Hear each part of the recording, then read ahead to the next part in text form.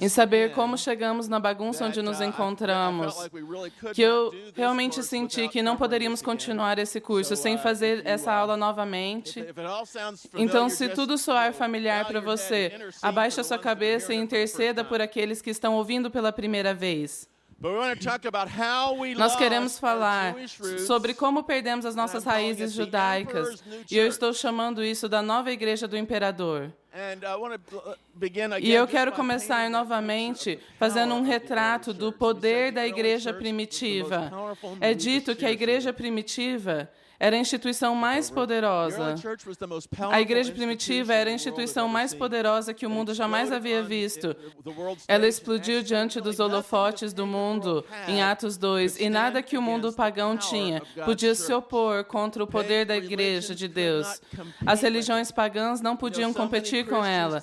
Tantos cristãos hoje em dia têm tanto medo do mover da nova era e todas essas questões pagãs. Mas as coisas pagãs não podem fazer nada para impedir a igreja. Quando a igreja estava operando em poder, o único motivo que o paganismo pode voltar na nova era é porque a igreja perdeu seu poder. As religiões pagãs não podiam competir com ela, filosofia grega não podia compreender, e quando tentaram perseguir, isso simplesmente a purificou e a fez com que crescesse mais rapidamente. Nós vemos a igreja, ela começou com 120 pessoas no cenáculo. E no final do primeiro século, havia se espalhado da Alemanha no norte até a África subsaariana no sul, da Índia no leste para a Inglaterra no oeste. Em Atos 5:28, o sumo sacerdote em Jerusalém clama em frustração, dizendo: "Encheste Jerusalém de vossa doutrina." E eu amo a resposta pagã ainda mais. Em Atos 17:6, Paulo e seus amigos chegam na cidade. Alguns dos pagãos já haviam ouvido falar sobre ele, e eles estavam correndo pelas ruas, e eles disseram: "Estes que têm transtornado o mundo chegaram também aqui." E eles disseram: "Nós, pagãos, é melhor nós desistirmos e ir para casa, porque os cristãos chegaram." Em 67 anos, os missionários cristãos, como Paulo, levaram o evangelho a todo mundo conhecido. Aonde quer que o evangelho fosse, a igreja tomou posse e cresceu rapidamente. Não era incomum uma igreja ser implantada numa cidade e crescer de 20 a 30 mil membros. Isso não era incomum. A igreja literalmente conquistou o Império Romano. E aqui estão algumas citações. Tertuliano diz o seguinte, e ele está escrevendo isso como um defensor dos cristãos para os pagãos: "Temos ocupado todos os lugares pertencentes a vocês, cidades, ilhas, castelos, cidades, assembleias, seu próprio campo, tribos, companhias, palácios, senado, fórum. Deixamos a vocês somente seu templo. Podemos contar seus exércitos, mas nosso número em uma única província será maior." Ele disse: os cristãos tomaram conta de tudo. Philip Schaff, que é um dos historiadores da igreja mais respeitados, diz: "Pode-se dizer que no final do terceiro século, o nome de Cristo era conhecido, reverenciado e perseguido em cada província e cada cidade do Império. Muito provavelmente, no término do terceiro século, a igreja somava 10 milhões de almas." E isso é uma estimativa bem conservadora. Muitos estimam bem mais do que isso. Alguns estimam que até o final do terceiro século, metade da população do Império havia se convertido ao cristianismo. E isso aconteceu em uma cultura totalmente pagã, ocultista, imoral e no meio de grande perseguição. O mundo não tinha nada que impediria o crescimento da igreja quando a igreja estava operando no poder de Deus. Agora vimos a vida da igreja, mas no ano 325 algo aconteceu que fez com que a igreja morresse. E eu creio que todo cristão precisa saber sobre isso, porque pelo ano 500 a igreja primitiva parou de existir. E o que aconteceu? Aqui está uma igreja que está crescendo, está conquistando, a perseguição não consegue desacelerá-la. mas de repente morre.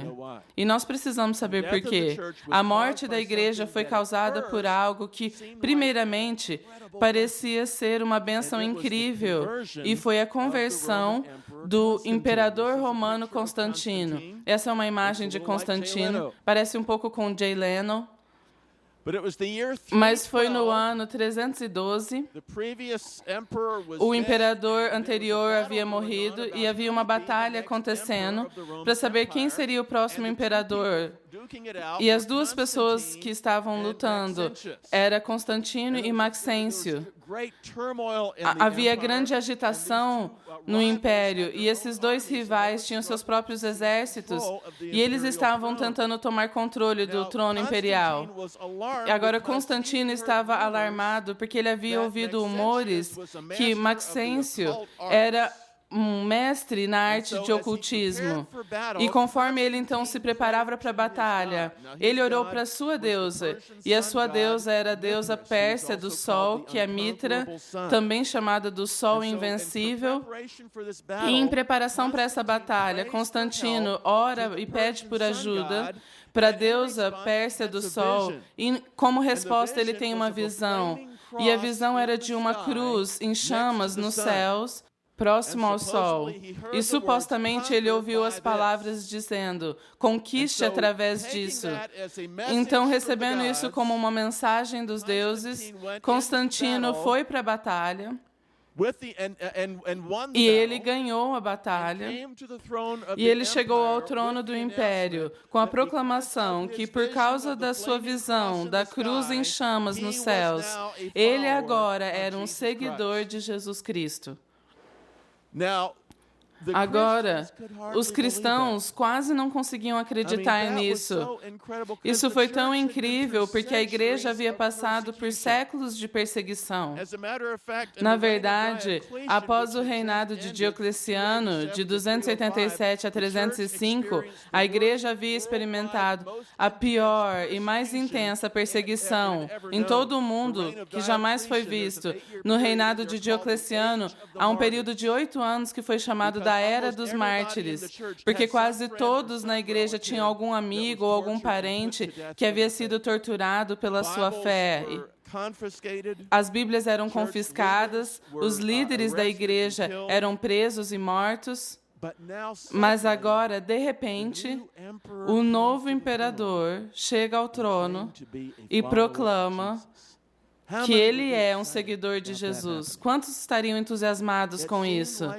Parecia uma resposta à oração.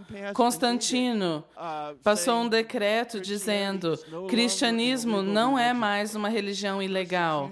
A perseguição acabou. O cristianismo mudou de ser uma religião ilegal para uma religião favorecida. Você gostaria de ter a mesma religião que o imperador, não gostaria? Se tornou socialmente aceito e até popular ser um cristão. Constantino estava tão ansioso que os romanos se convertessem à sua nova religião, que ele ofereceu presentes extravagantes a cidadãos proeminentes que se convertessem. Ele dizia: bom, você está numa posição chave no governo, eu quero que você seja um cristão. Se você se converter, eu vou te dizer o que eu farei. E ele começou a esbanjar presentes para as pessoas, para que elas pudessem fazer essa mudança. Não somente isso, mas ele também deu presentes para a igreja, tantas terras e propriedades, que a igreja se tornou sozinha a maior proprietária de terras da Itália. Para tornar a adoração mais fácil para os cristãos, Constantino tornou o domingo um feriado romano oficial. Ele construiu grandes prédios de igrejas por todo o império.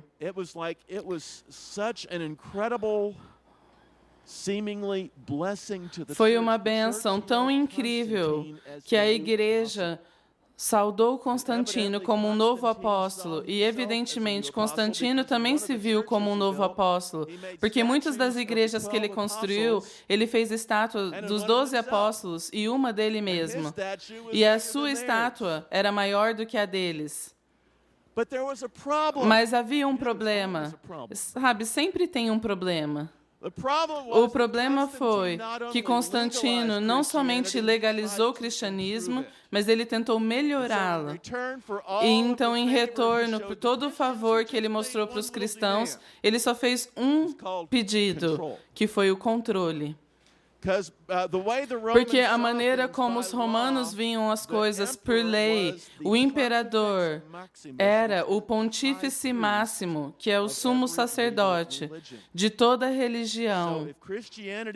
Então, se agora o cristianismo era uma religião legalizada por lei, o seu sumo sacerdote era o imperador. E então, por causa de todas as bênçãos que ele estava dando para a igreja abriu seus braços e o aceitou como sumo sacerdote. Lembre-se de que eles acabaram de perder todas as suas Bíblias e seus líderes. Então, eles não tinham muitas pessoas maduras para dizer, peraí, tem algo errado. E alguns que disseram, não, só um momento, eles foram perseguidos. Então, no ano 325, Constantino chamou e presidiu o primeiro concílio geral da igreja, que foi chamado do Concílio de Nicéia. Foi chamado para poder lidar com algumas questões doutrinárias, e Constantino realmente olhou e viu aquilo como um modo de reorganizar a igreja e dar à igreja uma nova imagem, porque ele era um romano sofisticado. E havia muitas coisas sobre a igreja que ele não gostava. Então, no Concílio de Nicéia, o imperador Constantino, lembre-se de que esse homem, ele era um pagão e não tem muita evidência que ele foi salvo, e então ele preside sobre esse concílio e ele não se deixava ser batizado nesse tempo. Ele chama e preside esse concílio para reformular totalmente a igreja. E Constantino, literalmente, reinventou o cristianismo. O cristianismo, após Nicéia, era uma religião diferente do que o cristianismo antes de Nicéia. Se você estudar a história da igreja, toda a história da igreja é dividida em cristianismo antes de Nicéia e depois de Nicéia. São duas religiões totalmente diferentes. Então, vamos ver algumas das coisas que mudaram quando Constantino entrou e reinventou o cristianismo. Primeira coisa foi a morte da igreja nas casas. Pouco depois da sua conversão, Constantino construiu o primeiro prédio de igreja em Roma, que era chamado de São João de Latrão. E o estilo do prédio era uma basílica. Uma basílica era o padrão básico do Palácio Imperial Romano. Você vê aqui na foto do que uma basílica se parece do lado de fora, e você vê a planta, as ruínas. Num lado havia uma área circular onde ficava o altar, e no Palácio Imperial Romano é onde ficava o trono do imperador, cercado pelos seus conselheiros. A grande área à frente chamava nave, onde as pessoas iam para prestar homenagem e tributo ao imperador e para ter seus casos julgados. Então Constantino disse, vamos construir o mesmo tipo de prédio para a igreja.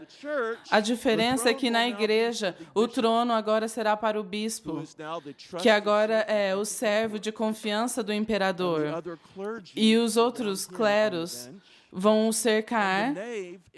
A nave era onde os leigos, uma nova palavra, vêm e observam conforme os sacerdotes realizam os rituais sagrados. Isso é um pouco diferente do que estava acontecendo na igreja, nas casas.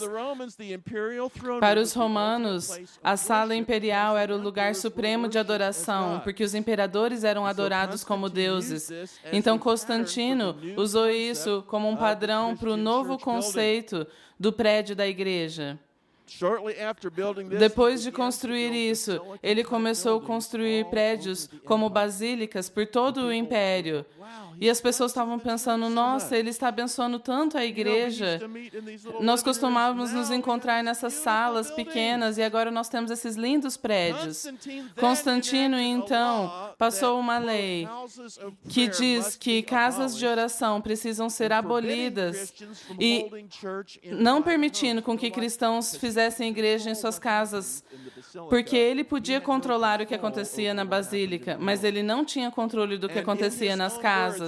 Então, em suas próprias palavras, proclamou este decreto para gerar terror na mente de seus súditos.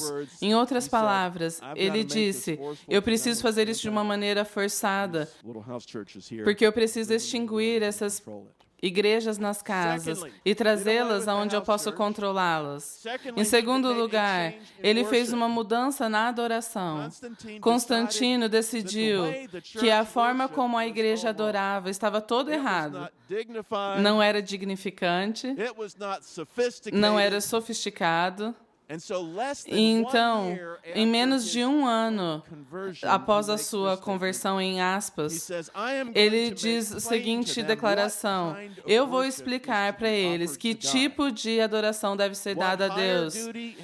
Qual obrigação maior tenho eu, como imperador, do que fazer com que todos ofereçam a Deus a verdadeira religião e a adoração devida? Então, a adoração agora não vem mais de Davi e o tabernáculo de Davi. Vem de Constantino, e da mentalidade romana de Constantino, a maior expressão de adoração estava em rituais solenes da corte imperial romana. Então vemos, entrando na igreja, cerimônias solenes com formas escritas pré-determinadas de adoração. A queima de incensos, o carregar de velas eram expressões de adoração. E alguns anos atrás, num canal de aprendizado, havia uma série muito boa, e nós até conseguimos em DVD, chamado Roma, o Poder e a Glória. Falava sobre a história do Império Romano, a sua ascensão e queda. O último episódio nessa série foi sobre a queda do Império Romano. E no final desse episódio, o narrador fez uma declaração muito interessante. Ele diz o seguinte, é interessante que o Império Romano é provavelmente melhor preservado na igreja que um dia ela perseguiu. O coral,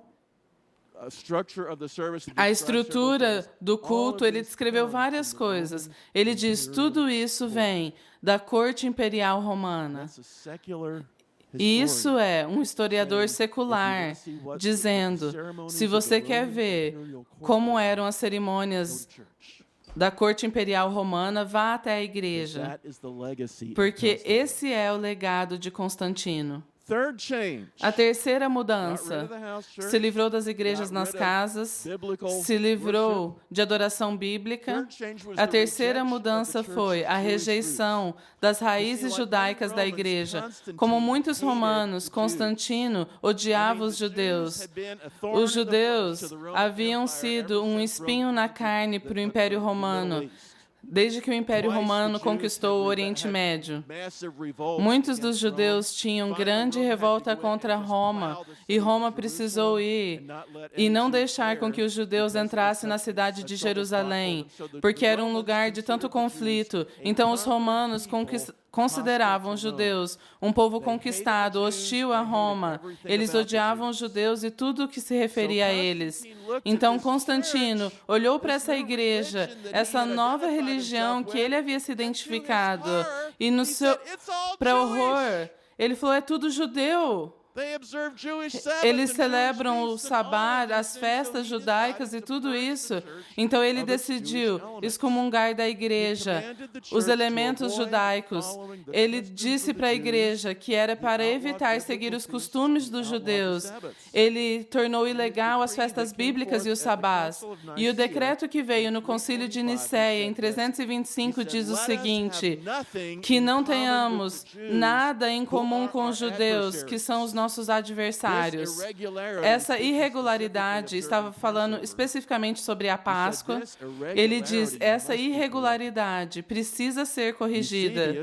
Eusébio, que era um historiador da igreja, ele dava suporte a Constantino, estava no concílio de Nicéia, e ele resumiu o concílio desta forma. Ele diz, parece ser algo indigno que sigamos as práticas judaicas. Então, que nos retiremos. O que isso significa? Significa que até agora fizemos isso, mas agora estamos fazendo uma mudança. Que nos retiremos de toda a prática em seus fundamentos. Todos devem se unir em evitar qualquer prática na conduta dos judeus. Então, ele está fazendo uma grande mudança. Ele diz, há muitas coisas judaicas na igreja, vamos nos livrar disso.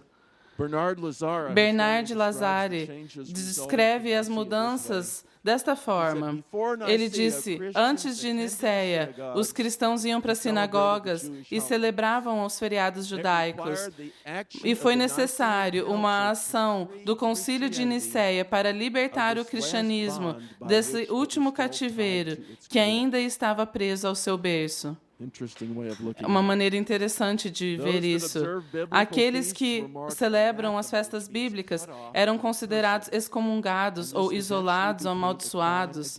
E isso eventualmente se tornou um crime contra o Estado, punido por morte. Agora, Constantino começou esse processo e os imperadores que o sucederam o continuaram. Até que nós chegamos a Justiniano. E é interessante estudar Justiniano. Ele foi um imperador romano que inventou a Idade Média. Ele estabeleceu os sistemas. E Justiniano, literalmente, mandou legiões da Roma ao Império para limpar o cristianismo messiânico. E eles foram especialmente para o lado leste do Império. E em todo lugar que eles encontravam cidades onde os cristãos ainda estavam celebrando as festas, como a Páscoa e coisas assim, eles diziam, isso é heresia. E se eles não desistissem, abrissem mão, todas as cidades, vilas inteiras eram massacradas para completamente remover qualquer traço disso. Vamos ver a tentativa da igreja de fazer com que Nicéia acontecesse. Mesmo que Constantino e os seus seguidores e os líderes da igreja que se alinharam com Constantino tentaram remover a herança judaica, evidentemente, muitos cristãos não estavam concordando. Então, você vê concílio após concílio, onde decretos muito pesados, foram feitos para tentarem eliminar isso. Concílio de Antioquia, isso são 20 anos depois de Nicéia. E nesse concílio de Antioquia diz o seguinte, se qualquer bispo, presbítero, diácono ousar, após este decreto, celebrar a Páscoa dos judeus, o concílio os julga excomungados da igreja. Esse concílio não somente os destitui de seus ministérios, mas também qualquer um que ouse se comunicar com eles. Imagine, você está celebrando a Páscoa, não somente você sai da igreja, mas qualquer pessoa que conversar com você também sai. Mas evidentemente, isso não funcionou. Porque 20 anos depois, nós temos o Concílio de Laodiceia, em 365. E depois de Nicéia, e depois de Antioquia, 20 anos depois, eles estão dizendo o seguinte, não é permitido receber festas que são de judeus, nem celebrar uma festa com eles. Os cristãos não devem seguir costumes judaicos descansando no sábado, mas precisam trabalhar neste dia. Mas se alguém for seguidor das práticas judaicas, que eles sejam excomungados de Cristo, o que significa que, mesmo com toda a perseguição, os cristãos estavam dizendo, nós herdamos isso dos apóstolos. Isso é de Deus. E nós vamos obedecer a Deus ao invés dos homens. O concílio de Agde, 506, diz: os clérigos não podem participar em festas judaicas. O segundo concílio de Nicéia, 787, aqueles que abertamente ou em secreto guardam o sabá e seguem outras práticas no que se refere aos judeus não devem participar da Santa Ceia, nem em oração, nem na igreja. Não é interessante quando você lê o Novo Testamento, você vê que Jesus e os apóstolos celebram essas coisas. E agora eles estão dizendo, qualquer pessoa que fizer isso será excomungada da igreja. Então, o que aconteceu aqui foi que Constantino literalmente e intencionalmente divorciou a igreja do judaísmo. Coisas que Deus havia dado para a igreja como presentes, Constantino tirou. Mas ele fez mais do que isso. Ele não somente divorciou a igreja do judaísmo, mas ele casou a igreja no paganismo. Constantino, aqui está o problema. Constantino alega ser um seguidor de Jesus Cristo, mas ele não entendia quem era Jesus. Constantino era um devoto de Mitra, a deusa pérsia do sol, o sol invencível. Então, quando ele teve a visão da cruz nos céus, ao lado do sol, ele evidentemente presumiu que Jesus era a manifestação de Mitra. Então, o Jesus que Constantino prestou honra e fidelidade não era o filho de Jeová, o Deus de Israel. Ele era a manifestação da deusa Mitra. É interessante, Constantino colocou uma imagem de Mitra em suas moedas. 2 anos depois da sua conversão, tinha Constantino de um lado e Mitra do outro lado da moeda. O que você acha disso de um imperador que segue a Jesus? Na sua arca triunfal, que você pode ver em Roma hoje, foi construído para celebrar a sua vitória sobre Maxêncio, a vitória que ele exaltou ou entregou a Jesus, supostamente. Mas se você olhar para a arca de Constantino, não tem uma imagem de Jesus, não tem uma cruz, tem uma imagem de Mitra. Em 321, Constantino honrou a sua nova fé, tornando domingo um feriado de Estado, mas em seu decreto, Constantino designou esse novo feriado como o Dia Venerável do Sol. Não é o Filho, mas o Dia do Sol. Então, quando o imperador cristão tornou o Dia de adoração cristão como um feriado do Estado, ele fez isso para um deus pagão. Alguém acha que tem alguma coisa estranha aqui? Agora, a confusão de Constantino sobre a identidade de Jesus afetou muitos dos pagãos que agora estavam entrando na igreja. Há um mosaico do 4º século que você vê na cidade de Roma. Você vê Jesus como o Filho de Deus dirigindo uma carruagem pelos céus. Pelo 5º século, se tornou uma prática comum para que os adoradores se prostrassem diante do sol nascente antes deles entrarem na Basílica de São Pedro, em Roma. Essa afluência de pensamento pagão influenciou a igreja de muitas formas.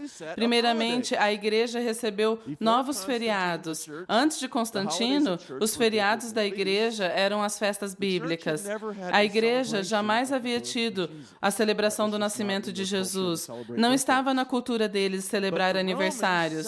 Mas os romanos celebravam dia 25 de dezembro como o nascimento de Mitra. Na verdade, em 274, o imperador fez com que dezembro 25 fosse um feriado de Estado para celebrar o aniversário de Mitra. E era um feriado muito popular. Então, os pagãos não convertidos entrando para a igreja, não queriam abrir mão de seus feriados. Então, eles disseram, vamos celebrar dia 25 de dezembro como aniversário de Cristo. Então, eles deram para a igreja um novo feriado chamado de Natal. Nós não sabemos por certo quando Jesus nasceu, mas provavelmente, como nós vimos na aula dos ciclos de Deus, foi provavelmente na festa de tabernáculos. Agora, eu não acho que está errado celebrar o Natal. Nós podemos celebrar Jesus todos os dias do ano. Eu fico feliz que nós estamos numa cultura onde pelo menos há controvérsia sobre Jesus uma vez por ano, onde as pessoas falam sobre ele. Então, não está errado sobre o Natal, mas precisamos saber de onde veio. Há um novo feriado que a igreja também recebeu, e foi a festa de fertilidade da primavera, porque até o 4º século a igreja nunca teve uma festa de fertilidade, mas os pagãos tinham uma festa toda a primavera para honrar a deusa da fertilidade. E isso foi uma prática por todo o império, em várias nações. Em várias nações ela era conhecida por nomes diferentes. Os cananeus a chamavam de Azerá, os persas Astarte, os babilônios Ishtar. E se você ver na cidade de Babilônia, a entrada era o portão de Ishtar. Os bretões a chamam de Eastre, que é da onde vem a palavra Easter, para Páscoa em inglês. Os símbolos dela era o ovo, porque ela era a deusa da fertilidade. E os pagãos davam uns aos outros ovos como presentes. Agora, Constantino, quando ele proibiu a Páscoa, ele fez com que os cristãos celebrassem a ressurreição de Cristo no mesmo tempo da festa de fertilidade de primavera, porque já era um feriado, e ele queria juntar tudo nos mesmos feriados. Então, a ressurreição de Cristo foi tirada do contexto bíblico e celebrado no contexto de uma festa pagã. Agora, no mundo que fala em inglês, isso não é comum para muitos, mas para quem fala inglês, nós nem mudamos o nome. Você pode procurar em qualquer dicionário a palavra Easter, que é a palavra para Páscoa em inglês. Se você procurar essa palavra em qualquer dicionário para a origem desta palavra, vai te dizer que era o nome da deusa da fertilidade, antigamente. Então, todos os anos, os cristãos em todo o mundo de língua inglesa não falavam, vamos celebrar o dia da ressurreição. Eles diziam, vamos celebrar uma deusa da fertilidade. O que você acha que Deus pensa sobre isso? Em Índia, é como se eles dissessem, vamos celebrar o dia de Buda, o grande dia da ressurreição de Cristo. No final do 4º século, fica pior. Fica pior. No final do 4º século, o sacrifício pagão foi proibido e os templos pagãos tornaram-se igrejas. Os santuários pagãos se transformaram em santuários cristãos. Os sacerdotes pagãos, alguns se tornaram sacerdotes cristãos.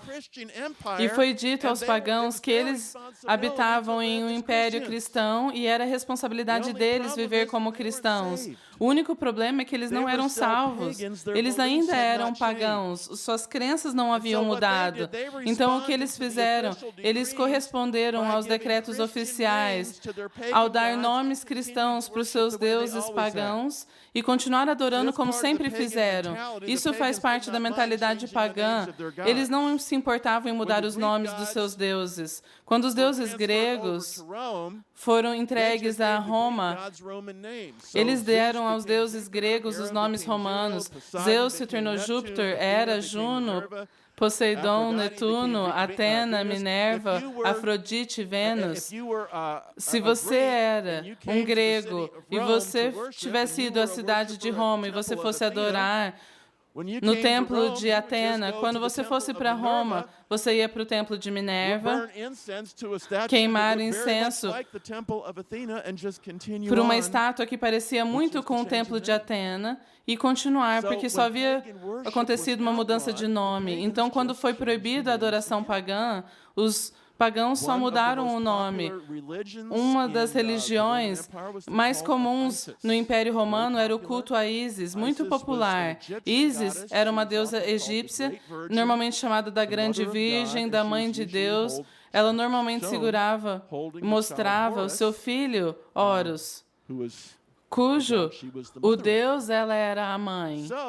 Então, essa era uma religião muito popular em Roma. E quando eles disseram, você não pode mais adorar a Ísis, os seguidores de Ísis disseram, vamos mudar o seu nome e continuar adorando-a. Então, eles chamaram Ísis do nome Maria. E desta forma, eles podiam continuar adorando. Ao invés de queimar incenso para a estátua de Ísis, eles acendiam velas e incenso para a estátua de Maria. A adoração deles não havia mudado. Outros deuses pagãos usavam nome de santos e mártires cristãos. Se você era um fazendeiro pagão e te disseram, você não pode mais ir ao templo para orar para o Deus da colheita, o que você faria? Bom, você iria para a sua igreja, que antes era o seu templo, e oraria para o santo padroeiro da colheita. Se você era um músico e alguém te disse, você não pode mais orar para a deusa da música, o que você faria? Você oraria para Santa Cecília, a santa padroeira da música. Se você era um soldado e alguém te disse, você não pode mais acender incenso para Marte, o deus da guerra, o que você faria antes da batalha? Bom, você queimaria incenso para Miguel, o santo padroeiro da guerra. Se você era uma mãe e alguém te dissesse, você não pode mais orar para Hera, a protetora das famílias, você oraria para Santa Ana, a santa padroeira da família. A sua adoração não mudou. Você está simplesmente chamando seus deuses de nomes diferentes. Eles ainda chamam isso da igreja, mas eles são pagãos, não tem nada a ver com cristianismo. Então, até o ano 600, paganismo havia inundado a igreja. Muitos dos líderes cristãos eram não crentes. Aqueles que resistiam eram perseguidos como inimigos do império.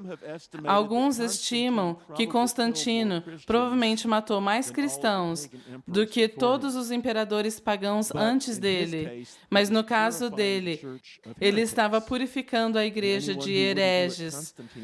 E qualquer um que não seguia a maneira de Constantino era um herege.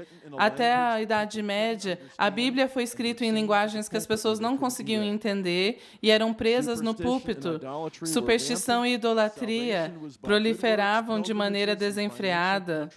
A salvação vinha por boas obras, peregrinações e contribuições financeiras. A igreja se tornou próspera e uma organização política. Quando o governo de Roma caiu, a igreja entrou para preencher o vazio e se tornou um grande poder militar, mas perdeu o poder sobrenatural de Deus. Agora, o que acontece quando você pega e remove um ramo de uma árvore viva e o corta? Ele morre.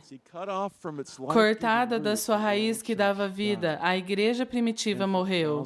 E por 1000 anos ficou morta. Por 1000 anos era difícil você encontrar qualquer pessoa que sabia como ser salva na igreja.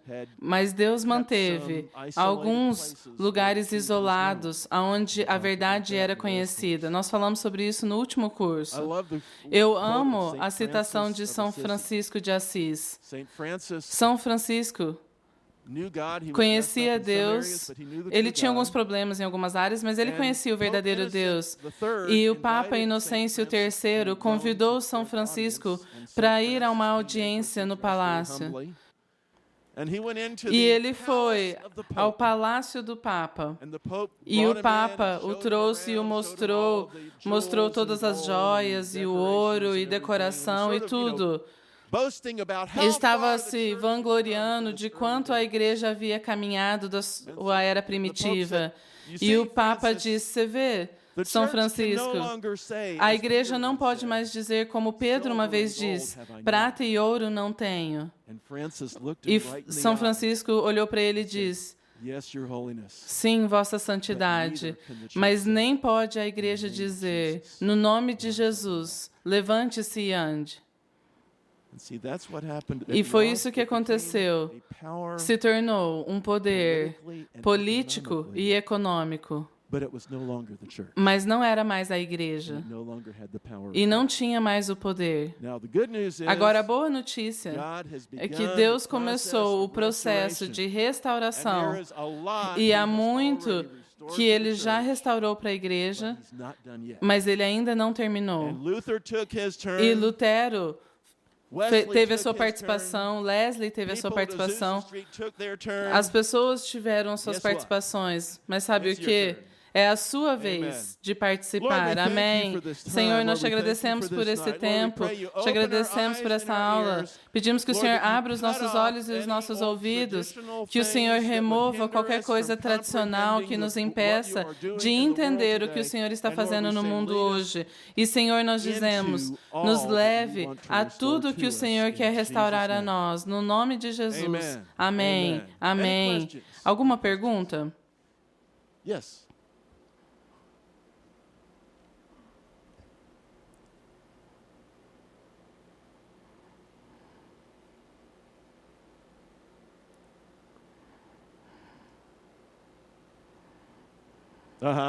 Sim.